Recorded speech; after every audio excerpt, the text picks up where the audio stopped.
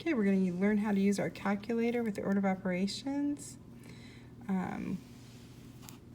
It already knows what to do as far as the order of operations.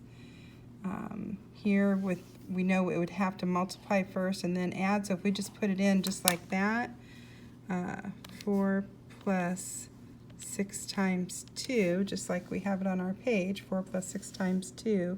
If you just hit enter, it will automatically do it the way it should be done. So sometimes we have more complicated problems to put in into our problem, and so something like this where we have 1/3 minus 1/6 in parentheses, and then we have a 2 up here plus 1/2. In fact, let's just make this even a little more complicated. Let's make it times 2 out here next to the parenthesis. Whenever you have a number up against a parenthesis, it means multiplied by 2. And so I can enter this whole thing into the calculator just as it is. I'm going to hit clear to make sure everything's cleared off on my calculator.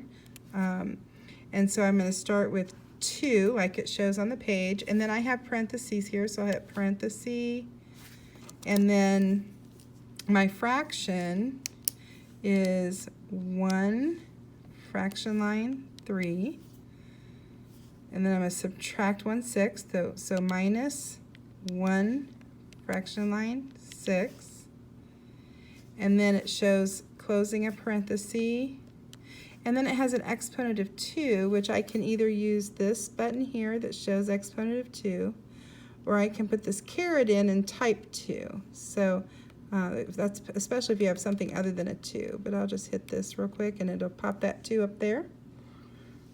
Now after that we say plus 1/2, so we'll continue with plus 1/2. And now the whole problem isn't showing here because it ran out of space, but it's still, as you can see with this arrow, it's showing there's more to be shown there. If you needed to arrow over and look at it, you could.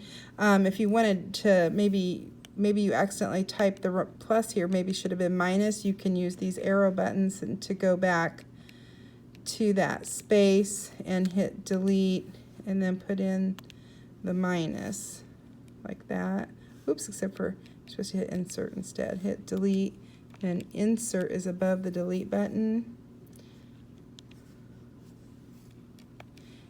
Insert a 1, there we go. I think that fraction line 2, there, it's all fixed now.